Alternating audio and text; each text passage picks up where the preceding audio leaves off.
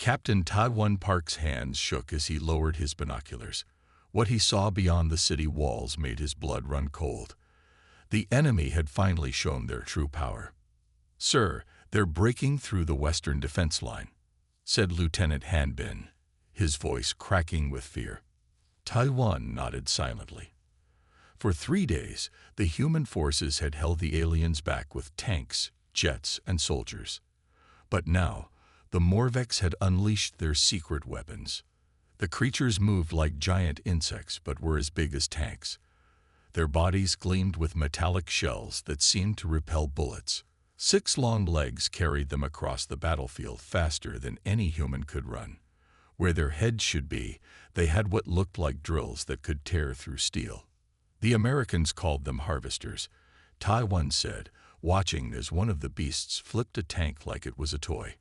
Because they harvest life. All around them, the city of Seoul burned. The sky, once blue, now glowed orange with fires and black with smoke. In the distance, the high-pitched screams of dying soldiers mixed with the deep, rumbling roars of the alien creatures.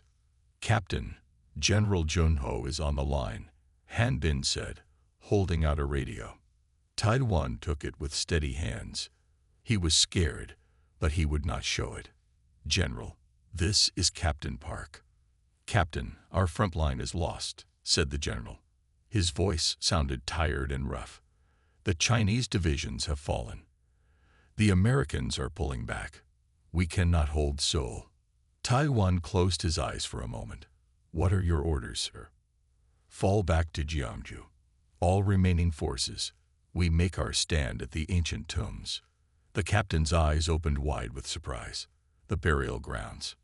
"But, sir—" "Those are your orders, Captain. The old kings may yet help us when modern weapons cannot." The line went dead. Taiwan stared at the radio, then at the burning city around him. What did the general mean about the old kings? The burial mounds at Jeongju were just ancient tombs from the Silla dynasty. How could they help against monsters that ate tanks for breakfast? "Sir," Han Bin was waiting for orders. "Get everyone moving," Taiwan said. "We're falling back to Jeongju." Han Bin's face showed confusion, but he nodded and ran off to spread the word. As Taiwan prepared to leave his post, the ground shook. A massive harvester had climbed onto the wall not 50 meters away. Its drill head turned toward him, dripping with something dark and wet. Behind it, Taiwan could see General Junho's command vehicle, now just a smoking wreck. The captain raised his rifle, even as he knew it would do nothing. But before he could fire, a missile struck the creature from behind. The harvester screeched, a sound like metal being torn, and fell from the wall. A Korean fighter jet screamed overhead. The pilot gave Taiwan a quick salute before banking away to face more enemies. "Captain, we need to move now," shouted Sergeant Du Hyun, running up with a small group of soldiers. "The East Road is still open, but not for long." Taiwan took one last look at Seoul, the city where he was born. Now it would be his job to make sure it wasn't the city where all humans died. "Move out," he ordered, "to Gyeongju." As they ran, Du Hyun fell into step beside him. "Why Gyeongju, sir? What's there that can help us?" Taiwan shook his head. "I don't know, but the general seemed to think our ancestors might protect us when our weapons cannot. The dead protecting the living." Du Hyun almost laughed. "We must be desperate." "We are," Taiwan said simply, as another explosion lit up the sky behind them. In the distance, a massive Morvex ship hovered over what used to be the presidential palace. But sometimes, Sergeant, desperate times call for desperate beliefs.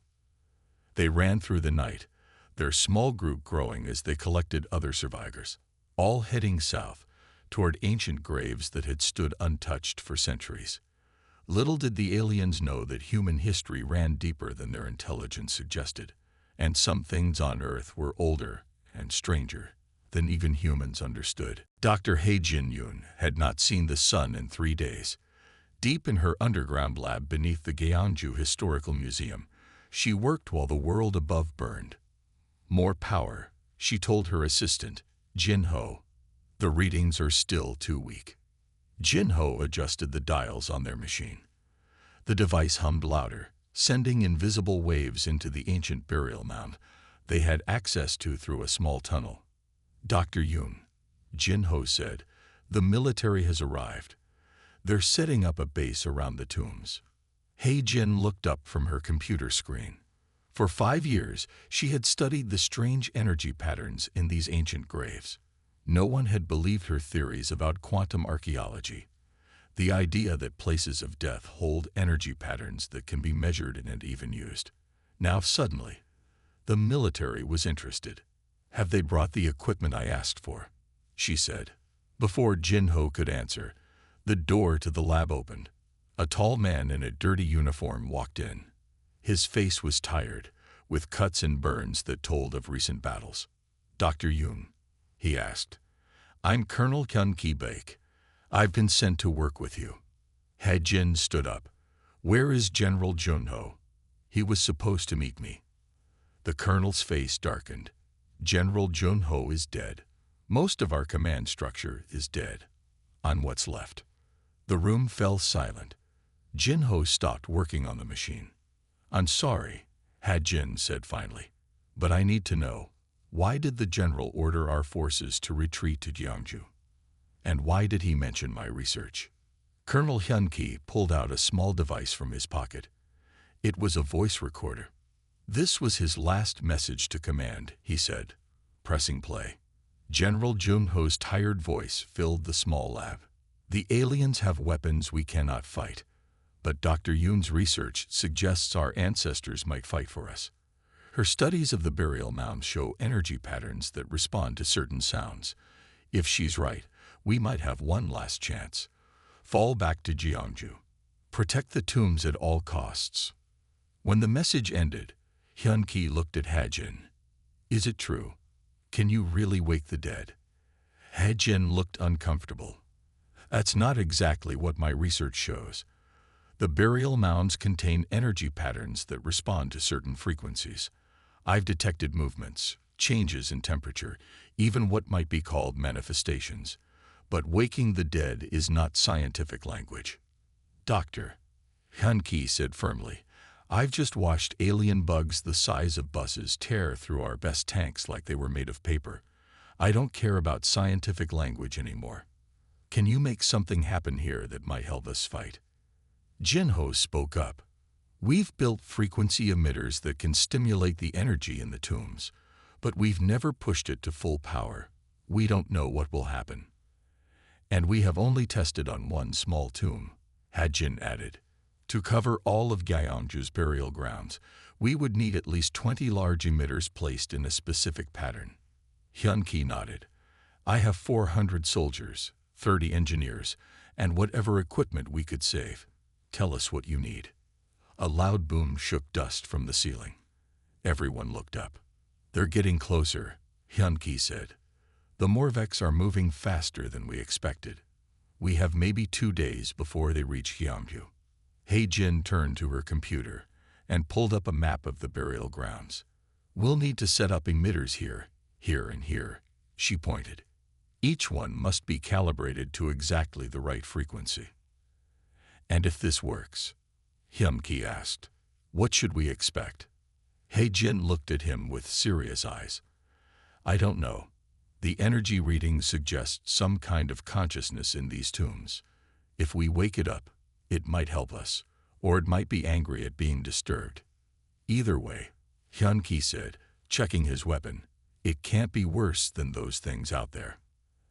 As they made plans, none of them noticed a small, strange shadow moving across the wall. A shadow that shouldn't have been there, cast by nothing in the room. The sun was setting over Gyeongju's ancient burial mounds. Private Sunwoo sat on a rock, cleaning his rifle. It had been 2 days since he had arrived with what was left of his unit. Only he had survived from his original squad. You should eat something, said Captain Ta-won, offering him a small ration pack. Sunwoo took it without looking up. Thank you, sir. Ta-won sat down beside him. All around them, soldiers worked to set up strange machines. Dr. Yoon had called them frequency emitters. 20 of them now stood in a circle around the largest burial mounds. "Do you think this will work?" Sun Wu asked, "waking up thousand-year-old warriors to fight aliens." Taiwan looked at the burial mounds. "I don't know, but I do know that nothing else has worked so far." A jeep pulled up nearby. Colonel Hyun-ki jumped out, followed by Dr. Ha-jin and her assistant Jin-ho. "It's time," the colonel announced. "Everyone to your positions." Soldiers moved quickly, taking cover behind sandbags and in shallow trenches. No one knew what would happen when the emitters turned on. Taiwan nodded to Sun Wu, and they both moved to their assigned spot. In the center of the circle, Dr. Ha-jin checked her equipment one last time. She looked nervous but determined. "All emitters are in place and calibrated," Jin-ho reported. "Ready when you are." Ha-jin took a deep breath. "Colonel, your men should be ready for anything." Colonel Hyun-ki raised his hand, then dropped it. "Turn them on." Jin-ho pressed a button on his tablet. At first, nothing happened.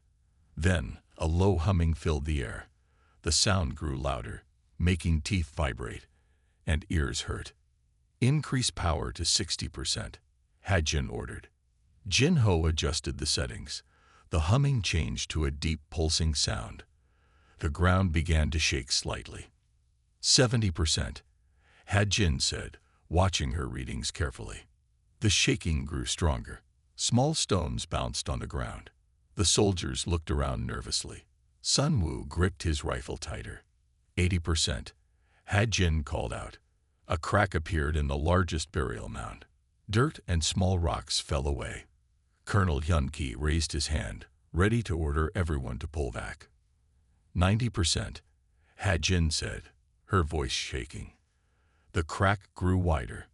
A blue light shined through it. The air felt heavy and cold.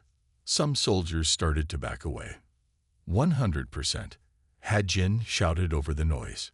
The top of the burial mound split open. A column of blue light shot into the sky. Then silence fell. The humming stopped. The ground stopped shaking. Everyone waited, holding their breath. A hand reached out from the crack in the mound. A hand that was not quite solid. It glowed with the same blue light. Then an arm followed. Then a shoulder. A figure pulled itself from the burial mound. It looked like a man wearing ancient armor. His body was see-through, like blue glass, but became more solid with each step. The spirit warrior stood tall, looking around at the shocked humans. He put his hand on the sword at his side.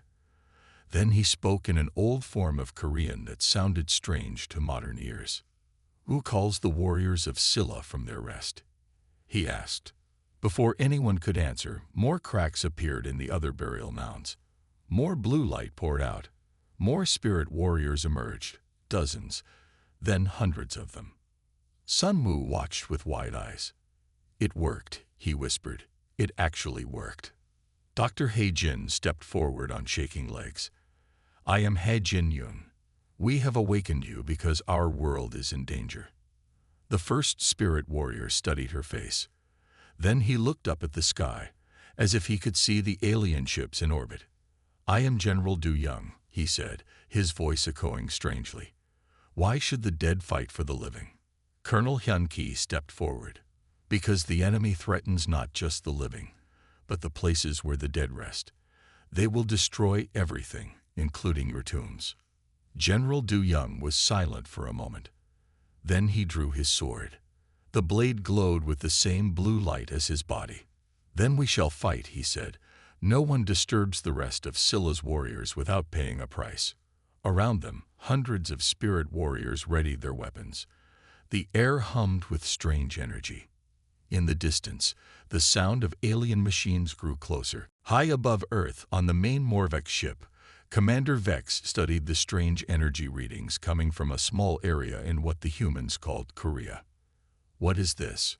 he asked his science officer. "Unknown, Commander," the officer replied. "The energy pattern does not match any known human weapon or technology." Commander Vex tapped his long fingers on the control panel. These humans were full of surprises. Their weapons were primitive, but their will to fight was strong. "Send a scout force," he ordered. "I want to know what they're doing." Back on Earth, Communications Officer Myra Kang sat in a small tent filled with radio equipment. She had been monitoring alien transmissions since the invasion began. Most were in code or strange languages, but she had learned to recognize patterns. "Colonel," she called out, "I'm picking up increased activity from the Morvex ships. I think they've noticed us." Colonel Hyun-Ki frowned. "How long before they get here?" "Based on previous movements. Maybe an hour," she said. Outside, Captain Ta-1 was trying to talk to the spirit warriors. Most stood in perfect formation, silent and watchful. Only General Du-Young and a few others would speak. "Our weapons don't hurt the enemy creatures," Ta-1 explained. "Their skin is too hard." General Du-Young nodded. "Show me these creatures." Tai-1 held up a tablet with a video of a harvester tearing through a tank. The spirit general watched with narrow eyes. "These are not natural beings," he said. "They were made to kill." "Yes," Ta-1 agreed. "Can your warriors fight them?" Before Du-Young could answer, a young spirit stepped forward. Unlike the general, who appeared as a fully grown man in ornate armor, this spirit looked barely older than 20. "I am Dong-Hyun," the young spirit said. "I died defending this land from invaders. I will fight these new enemies." A soldier ran up to them. "Captain." Enemy scouts spotted 3 miles out. Tai-1 looked at General Du-Young. "It's time." The spirit general nodded and turned to his warriors. He spoke in the old language, and the spirit army moved into positions around the burial grounds. Their blue forms glowed brighter as darkness fell. Private Sunwoo found himself standing near the young spirit, Dong-Hyun. "Were you scared?" Sunwoo asked. "When you died in battle?" Dong-Hyun looked at him with glowing eyes. "Yes, but fear is the first enemy you must defeat." The ground began to shake. In the distance, trees fell as something large moved through the forest. Then they saw them. 5 harvester creatures moving fast toward the burial grounds. "Ready weapons," Colonel Hyun-Ki shouted, though everyone knew their guns would do little good. The first harvester burst from the trees, its 6 legs carrying it forward at terrifying speed. Its drill head spun, ready to tear through anything in its path. It charged straight toward the line of spirit warriors. "They cannot stop," Dr. Hae-jin cried out. Even tanks couldn't stop one. But the spirits held their ground. General Du-Young raised his sword, and his warriors did the same. The harvester reached them, and something amazing happened. The creature passed right through the first line of spirits as if they were made of fog. But as it did, the spirits turned and swung their weapons. Their glowing blue swords cut into the harvester's metal skin like it was paper. The creature screamed, a horrible mechanical sound, and fell to the ground, blue energy crackling around the wounds in its armor. The other harvesters stopped, seeming confused. Mayre's radio suddenly crackled with alien voices. She listened carefully, then looked up with wide eyes. "The aliens are talking to each other," she said. "They sound scared." Captain Ta-1 watched as the spirit warriors moved toward the remaining harvesters. The creatures tried to retreat, but the spirits were surprisingly fast. "How?" Jin-Ho asked, watching the battle unfold. "How can they hurt those things when missiles couldn't?" Dr. Hae-jin shook her head in wonder. "The spirits exist partly in another dimension. The laws of physics work differently for them." Within minutes, all 5 harvesters lay dead, their bodies leaking strange fluids onto the ground. Not a single spirit warrior had fallen. General Du-Young returned to the humans, his sword still glowing with energy. "The enemy bleeds," he said simply. "We can kill them." For the first time since the invasion began, hope appeared on the faces of the human defenders. Dr. Hae-jin stood in her makeshift lab, studying samples taken from the dead harvester creatures. Though the battle had ended hours ago, her work was just beginning. Look at this, she said to Jinho, pointing at her computer screen. The harvesters are made of both metal and living tissue. They're not just animals. They're weapons designed to fight physical enemies. Jinho leaned closer to the screen. But they couldn't fight the spirits. Exactly. He-Jin pulled up another image. The spirits exist partly in another dimension. They can touch our world, but they can choose when and how they interact with physical matter. Colonel Hyun-ki entered the lab, looking tired but alert. Can you use this knowledge to help us fight back? The main Morvex force will be here soon. He-Jin tapped her fingers on the desk, thinking, maybe. If we can understand how the spirits shift between dimensions, we might be able to create weapons that do the same. Outside the lab, Private Sunwoo sat with his back against a tree. He watched the spirit warriors as they moved around the camp. They didn't walk exactly. They glided, their feet barely touching the ground. Some would fade from view and then reappear elsewhere. The young spirit warrior, Dong-hyun, approached him. "You fought well today," he said in his strange, echoing voice. Sunwoo looked up. "I didn't fight at all. Your people did all the fighting." Dong-hyun sat down beside him, or appeared to sit. Sunwoo noticed the grass didn't bend under the spirit's weight. In battle, those who stand ready are as important as those who swing swords, Dong-hyun said. Captain Ta-won approached them. "Private, the doctor needs volunteers to test something. Are you available?" Sunwoo stood up quickly. "Yes, sir." Back in the lab, Dr. He-Jin had built a strange-looking device. It was about the size of a small gun, with wires connecting it to a power pack. "This is just a prototype," she explained to the small group gathered around her. "Based on what we've learned from studying both the spirits and the alien creatures, I believe we can create a weapon that works like the spirits' swords." "How?" asked Colonel Hyun-ki. "The spirits can shift between our dimension and theirs," He-Jin said. "This device should be able to temporarily shift matter into a state similar to the spirits. It might be able to cut through the harvester's armor." Jinho held up the prototype. "We've tested it on a piece of the dead harvester. It worked, but the effect is brief, and we need more power to make larger weapons." "How many can you make?" Colonel Hyun-ki asked. Jinho looked at the limited equipment they had. "With what we have here, maybe 20, and they won't last long." Mireille burst into the lab, her face worried. "Colonel, I'm picking up massive movement. The main Morvex force is on the move, thousands of creatures. And something else, something bigger. They'll be here by morning." Colonel Hyun-ki's face grew grim. "How many people do you need to build these weapons?" he asked Jinho. "At least 10 with technical skills." "You have them," the colonel said. "The rest of us will prepare defenses." As the meeting broke up, Dr. He-Jin pulled Colonel Hyun-ki aside. "There's something else you should know. I've been studying the energy patterns of the spirits. They're not unlimited. The farther they go from their burial sites, the weaker they become. What does that mean for us?" "It means they can only protect the area around their graves," she said. "If we lose this ground, we lose our advantage." Outside, General Du Young stood with several of his spirit warriors, looking at maps of the area that Captain Ta-won had provided. "We will defend here and here," the spirit general said, pointing to key positions. "But the woman is right. We cannot move far from our resting places." "Then we make our stand here," Ta-won said. "We protect the burial grounds at all costs." As night fell, everyone prepared for battle. Jinho's team worked frantically to build more phase weapons. Soldiers dug trenches and set up the few remaining heavy weapons they had.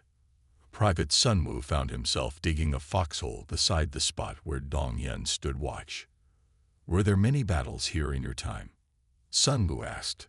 Dong-hyun nodded. "Many. This land has always been worth fighting for." In the darkness above them, strange lights moved across the sky as the Morvex prepared their attack. Dawn broke over Gyeongju, painting the sky red. Captain Ta-won stood on a small hill, watching the horizon. Beside him, Colonel Hyun-ki studied a satellite image on a tablet. "They're coming from the north," the colonel said. "Thousands of them." Taiwan looked through his binoculars. In the distance, he could see movement, a dark mass flowing across the land like a flood. "Not just harvesters," Taiwan said, adjusting the focus. "Something bigger." The colonel nodded grimly. "Siege beasts. The Americans saw them in California. One of them destroyed the Golden Gate Bridge." Back at the camp, Jin Ho's team worked without rest. 20 phase weapons lay on a table, each one looking like a cross between a gun and a flashlight. "This is all we have," Jin Ho told Dr. Hajin. "The power cells will last maybe 15 minutes of active use." Hajin picked one up and turned it over in her hands. 15 minutes might be enough, if we use them at the right time. Spirit General Du Young appeared beside them, making Jin Ho jump in surprise. "Your weapons are ready?" the spirit asked. "Yes," Hajin replied, "but not many." Do Young nodded. "My warriors are also limited. The young ones can fight well close to their graves. The older spirits, like myself, can move farther, but not without cost." "Cost?" Jin Ho asked. "The longer we stay in your world, the more we fade," Du Young explained. "Eventually, we will disappear forever." This was news to Hajin.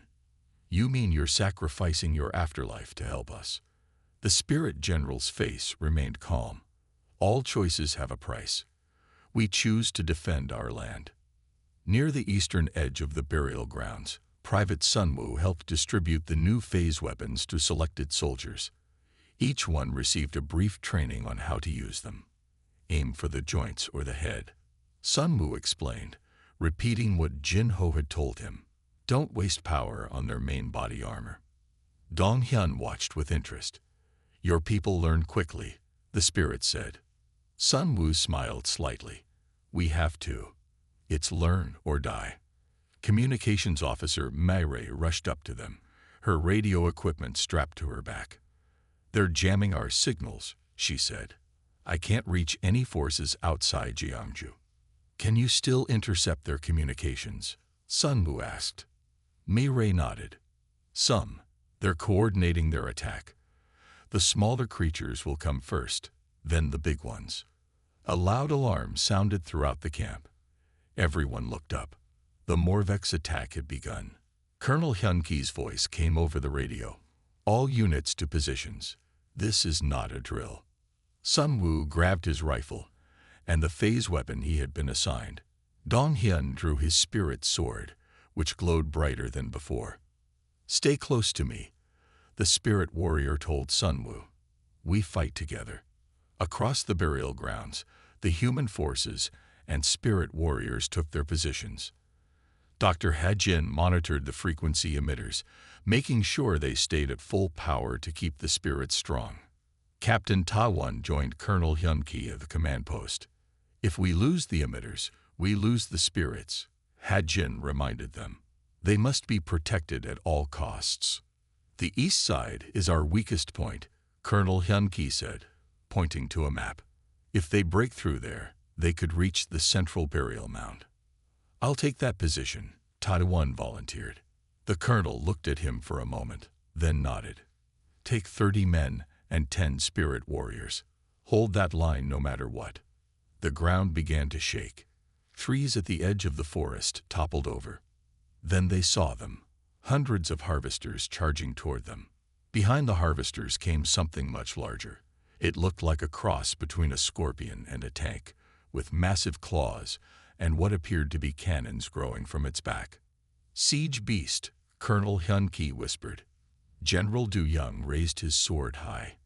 It flashed blue in the morning light, a signal to his spirit warriors. "For our ancestors and our land," he called out.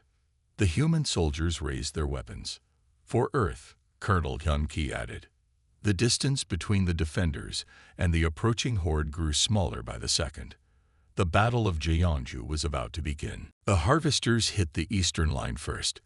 They moved like a wave of metal and teeth, their drill heads spinning wildly. Captain Taiwan's men fired their regular weapons, but the bullets just bounced off the creature's armor. "Hold your fire," Taiwan shouted. "Save your ammo." Phase weapon teams forward. The soldiers with the new weapons stepped up. They took careful aim and fired. Blue beams shot out, similar to the glow of the spirits. Where the beams hit, the harvester armor seemed to melt away. "It's working," someone shouted. But there were too many creatures and not enough phase weapons. 3 harvesters broke through the line, heading straight for the burial mounds. That's when the spirits attacked. Led by General Du Young, they moved like blue lightning across the battlefield. Their swords cut through the alien armor as if it were paper. The harvesters screamed, a sound like metal being torn, as they fell. On the western side, Colonel Hyun-ki directed his forces. When a group of harvesters tried to circle around, he ordered a tactical retreat to draw them into the range of the spirits. "Make them come to us," he shouted. "Don't let them pull you away from the burial grounds." In the center, Dr. Ha-Jin and Jin-Ho worked frantically to keep the frequency emitters running. Each time a beam hit one, the spirits in that area grew dimmer. "The power cells are overheating," Jin-Ho warned. "We need to reduce the output." "We can't," Ha-Jin replied. "If we do, the spirits will weaken too much." A massive explosion shook the ground. The siege beast had fired its cannon, destroying one of the outer emitters. 5 spirit warriors instantly vanished. "No," Ha-Jin cried. At the eastern perimeter, Private Sunwoo fought alongside Dong Hyun. The young spirit warrior moved with incredible speed, his sword slicing through one harvester after another. Sunwoo used his phase weapon to weaken the creature's armor, making it easier for Dong Hyun to finish them off. "Behind you," Sunwoo shouted as a harvester lunged at his spirit friend. Dong Hyun spun around and cut the creature's drill head clean off. But he didn't see the second harvester coming from the side. It slammed into him, sending him flying. Even though the spirit couldn't be physically hurt, the impact disrupted his energy form. He flickered and grew dim. Sunwoo ran to him. "Are you okay?" Dong Hyun slowly regained his solid form. "Yes, but that took much of my strength." Across the battlefield, Mayray worked on her communication equipment. She had been trying to jam the signals controlling the harvesters. Suddenly, her screen lit up with success. "I've got it," she said to herself. She pressed a button, sending out a burst of interference. 20 harvesters on the eastern line suddenly stopped moving. They began to spin in circles or attack each other. "It worked," she reported to Colonel Hyun-ki. "But I can only affect the smaller ones. The siege beasts seem to have different control systems." The colonel nodded. "Focus on the eastern line. Captain Taiwan needs the help." The battle raged for hours. The human defenders fought with everything they had. The spirits moved like blue ghosts through the chaos, their ancient weapons proving more effective than modern guns against the alien threat. But slowly, the defenders were pushed back. More emitters were destroyed. More spirits vanished. The phase weapons began to run out of power. Captain Taiwan's line was breaking. 3 more harvesters broke through, heading straight for the central burial mound, the source of the strongest spirits. "Fall back to the central position," Taiwan ordered.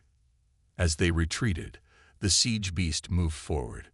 Its massive claws crushed everything in its path. Its cannons fired again, destroying another emitter. Colonel Hyun-ki realized they were losing. He called Dr. Ha-Jin on the radio. "Doctor, we need something else. The spirits are fighting well, but there are too many enemies." Ha-Jin looked at her equipment, then at the central burial mound where the strongest energy readings came from. A desperate idea formed in her mind. "I have a plan," she said, "but it's dangerous." In the sky above, the Morvex command ship watched the battle unfold. Commander Vex was confused by what he saw. "What are these blue warriors?" he demanded. "Why can't our harvesters defeat them?" His science officer had no answer. Earth still had secrets they did not understand. Dr. He Jin-young rushed through the chaos of battle, clutching her tablet. Explosions rocked the ground as she made her way to the command post where Colonel Hyun-ki was directing the defense. "Colonel, I have an idea," she said, out of breath. "But it's risky." Colonel Hyun-ki looked up from the battle map. His face was streaked with dirt and blood from a cut on his forehead. "We're losing, Doctor. Risky is all we have left." He Jin showed him her tablet. "If we overload all the frequency emitters at once, we can create an expanded field.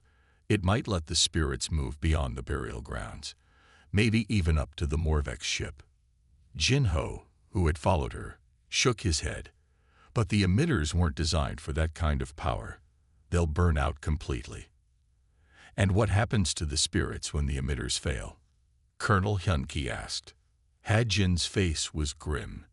"They might be trapped in our world, unable to return to their rest. Or worse, they might disappear forever." The colonel considered this. "Have you talked to General Du-young about this?" "Not yet." "Do it now.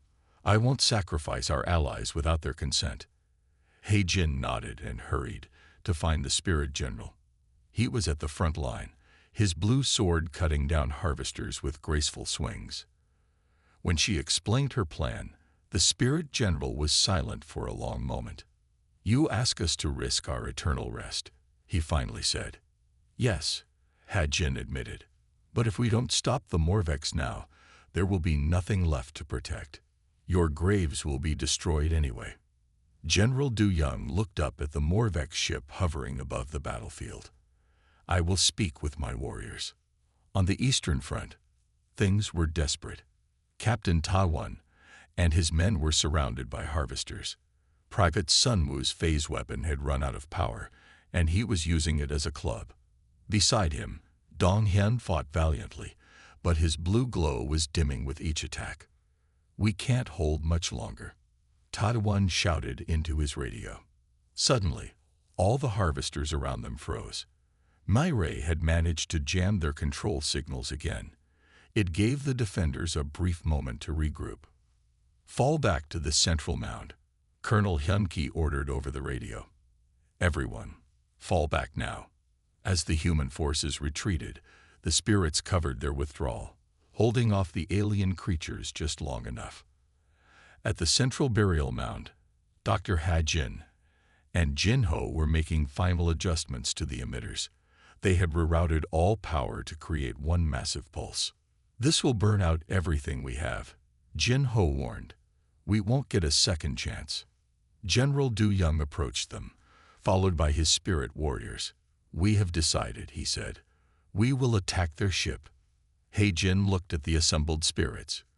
"You understand what might happen. You might never return to your rest." "We understand," the general said. "Our purpose has always been to protect this land. That does not change, even in death." A young spirit stepped forward. "Dong-hyun, I will go too." Private Sun-woo, who had just arrived with Captain Ta-won's group, looked at his friend with concern. "But you said spirits weaken the farther they go from their graves." "Yes," Dong-hyun said, "but some things are worth fading for." Colonel Hyun-ki checked his watch. "The emitters are almost ready. General, position your warriors." The spirit warriors gathered in a circle around the central mound. The human soldiers formed a defensive ring around them. "If this works," Dr. He-jin explained, "it will create a path of energy between the burial ground and the Morvex ship. The spirits should be able to follow it upward." Jin-ho completed the final connections. "Ready when you are." A massive explosion rocked the eastern perimeter. The siege beast had broken through and was heading straight for them. "Now," Colonel Hyun-ki ordered. "Do it now."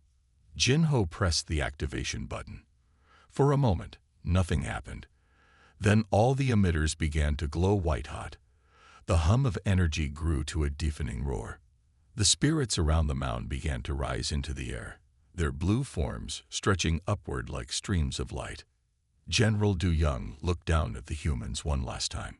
"Remember us," he said simply. Then the sky turned blue as hundreds of spirit warriors shot upward toward the Morvex ship, leaving trails of light behind them. The siege beast, just moments from reaching the central mound, stopped and looked up at the spectacle above. The blue light of hundreds of spirit warriors streaked through the sky like shooting stars moving upward. On the ground, the human defenders watched in awe. Even the alien creatures seemed confused, their attacks slowing as they turned to look at the strange sight. Inside the Morvex command ship, alarms blared. Commander Vex rushed to the main window. "What is happening?" he demanded. "Unknown energy signatures approaching," his science officer reported, panic in his voice. "They're moving too fast to stop." The spirits hit the ship like a wave of blue fire. Their ancient weapons, powered by the energy of death itself, cut through the alien metal as if it were paper. General Du Young led the assault, his sword slicing through control panels and weapon systems. The ship's defenses were useless. The energy weapons passed right through the spirits. Security forces found themselves fighting enemies that could move through walls and appear anywhere on the ship. On the ground, May Ray listened to her radio with wide eyes. "I'm picking up total chaos on their communication channels," she told Colonel Hyun-ki. "They don't know how to fight the spirits." The siege beast near the central mound roared in confusion. Without commands from the ship, it didn't know what to do. Captain Ta-Won saw the opportunity.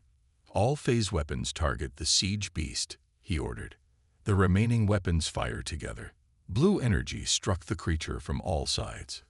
It screamed and thrashed, but the phase energy weakened its armor enough for regular weapons to penetrate. The beast collapsed in a heap of metal and flesh.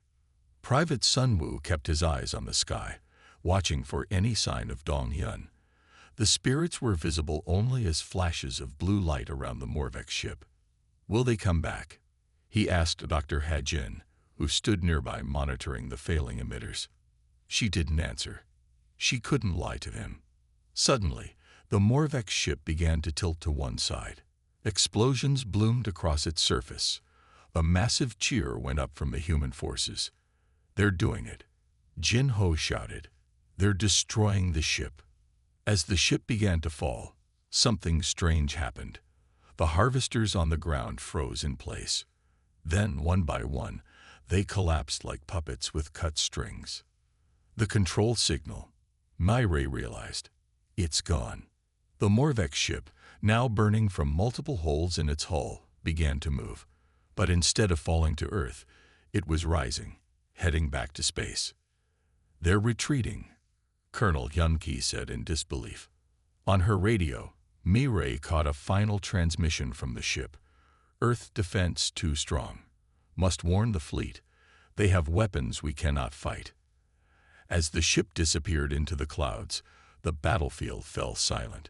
The human defenders looked around at the dead harvesters and the one fallen siege beast. They had won, but at what cost? The frequency emitters were now smoking ruins. The blue glow that had surrounded the burial mounds for days was fading. Dr. Ha-jin checked her readings.